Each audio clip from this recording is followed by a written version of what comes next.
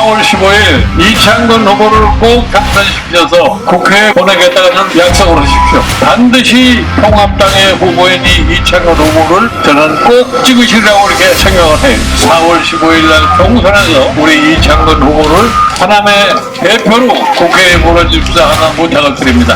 감사합니다. 많이 참석해 주셔서 대단히 감사합니다. 저는 오늘 여기 이곳 하남에서 통합당의 후보로 4월 15일 총선에 입후보한 이창근 후보를 지원하러 왔습니다. 4월 15일 이창근 후보를 꼭 당선시키셔서 국회에 보내겠다는 약속을 하십시오. 그러시겠죠? 네. 왜 이창근 후보가 이곳 하남을 대표해서 국회에 들어가야 된다는 그 배경 이유를 제가 오늘 여기서 말씀을 드리겠습니다. 여러분들 지난 3년 동안에 이 문재인 정부의 모든 정책을 다 체험을 해보셨을 거예요.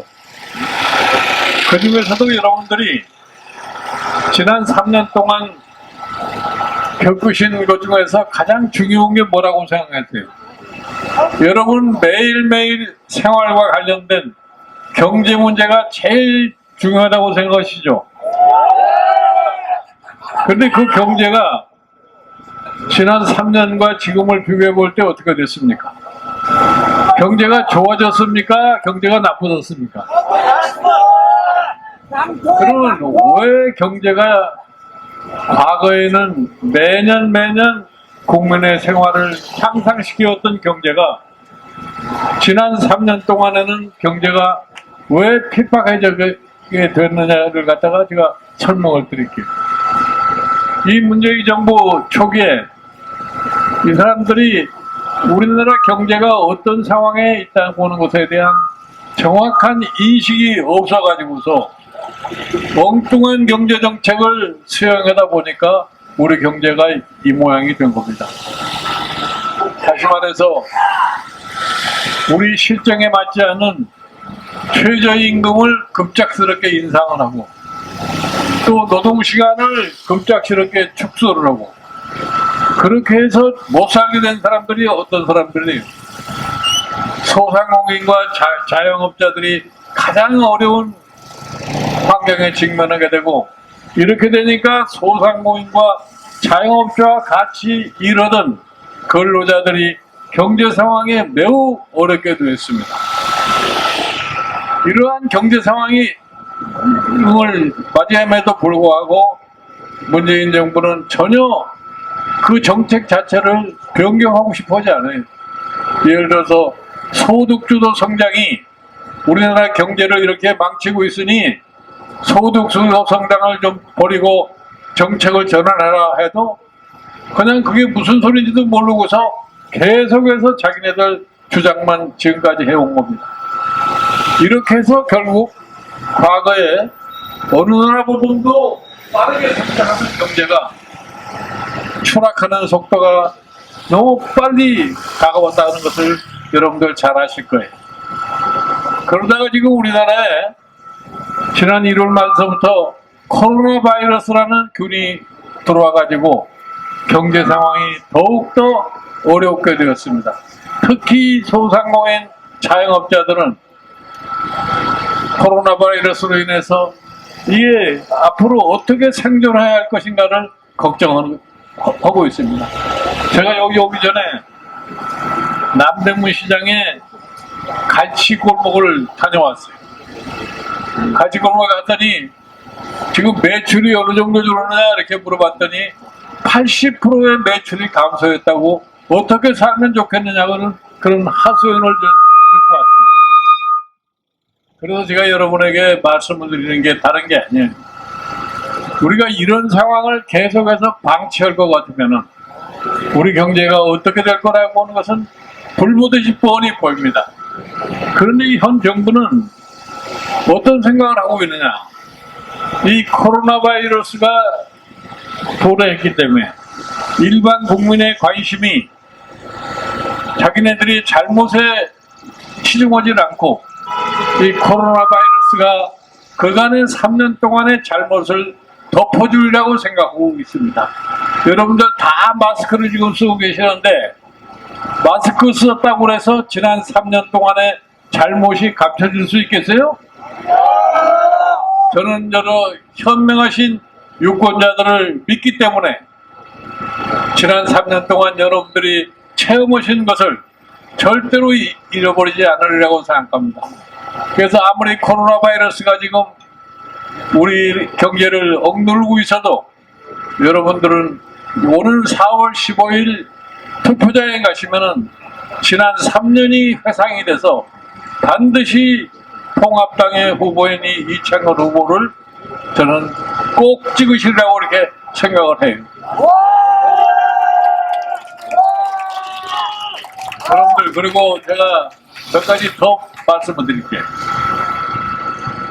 이 정부가 공정과 정의를 내세웠어요. 이 문재인 정부가 처음에 출발하면서 대통령이 취임사에서 뭐라고 얘기를 했냐? 나는 이 한국에 있어서 가장 중요한 사항이 공정한 사회, 정의로운 사회라고 얘기를 했습니다. 그러나 지난 3년이 흐르는 세월 동안에 공정과 정의는 우리 찾아볼 수가 없어요. 그 중에서도 하나 제가 분명히 지적할 것은, 여러분 작년에 어느 장관을 임명하면서 우리 사회가 굉장히 혼란에 빠진 적이 있습니다. 그 사람 이름은 누군지 아시죠? 그 사람의 장관을 임명하려고 그러니까 그 사람의 실태가 다 드러났어요. 그 사람이 자기는 사회주의자라고 스스로 주장을 하는데 삶의 방식을 보니까 우리나라의 자본주의 시장 경제에 단물은 다 빨아먹으면서 살면서 스스로가 사회주의자라고 한 사람이에요. 근데 그러한 것들이 결국은 법망에 걸려가지고서 법적인 제재를 받게 되는데, 그것도 그냥 무시를 하고 장관을 임명했다가 한 달 조금 지나니까 장관을 사표를 받고 만 사람입니다. 그런데 그 사람에 대해서 우리 대통령이 마음에 무슨 빚이 있는지 지난 연두 기자회견에서 나는 조국한테 상당히 마음의 부채를 느끼고 있다고 그랬어요. 안 되지! 대통령이 우리가 많은 국민이 어려운 상황에서 고통을 겪고 있음에도 국민에게 미안하다는 말 한마디 한 적이 있어요? 어떻게 대다수 국민은 생각하지 않고 어느 특정인을 지정을 해서 마음의 빚이 있다고 이렇게 얘기를 할 수 있겠어요? 저는 이것이 가장 불공평의 아주 대표적인 사례입니다.